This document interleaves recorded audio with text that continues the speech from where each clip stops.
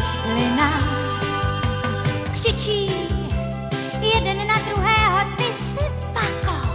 Škádí se a rvou však jenom jako. Lec, když škádlení i z lásky pramení.